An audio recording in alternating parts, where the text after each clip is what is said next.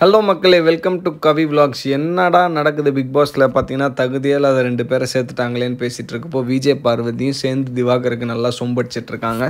அவர் பண்ணுறதுக்கு இவங்க சப்போர்ட் பண்ணுற மாதிரியும் விளையாட்டாக இவங்களை நடிக்க வைக்கிற மாதிரியும் காமிச்சிட்ருக்காங்க. திவாகர் வந்து பார்த்திங்கன்னா ரம்யாவோட பேசி ஒரு கான்ஃப்ளிக்ட் வர மாதிரி ஒரு ப்ரோமோ போட்டிருந்தாங்க.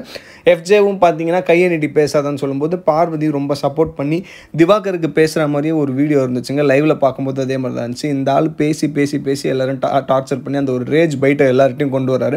மொத்த ஹவுஸ்மேட்ஸும் வந்து அவருக்கு அகென்ஸ்டாக பேசிகிட்டு இருக்கும்போது கூட இவங்க ஒரே ஸ்டாண்டாக விஜய் பார்வதி நின்று அவங்களுக்கு சப்போர்ட் பண்ணுறது நல்லா இல்லை பார்க்கறதுக்கு. உங்களுக்கும் அந்த மாதிரி தான் இருக்கா, இல்லை நீங்கள் எப்படி ஃபீல் பண்ணுறீங்க அப்படின்றதையும் நம்ம கமெண்ட் செக்ஷனில் சொல்லுங்கள்.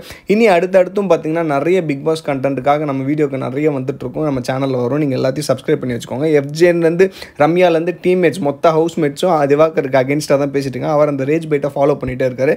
இனி வர வீடியோவில் என்னெல்லாம் இருக்குதுன்னு பார்ப்போம் மக்களே. சப்ஸ்கிரைப் பண்ணி வச்சுக்கோங்க. தேங்க்யூ, பாய்.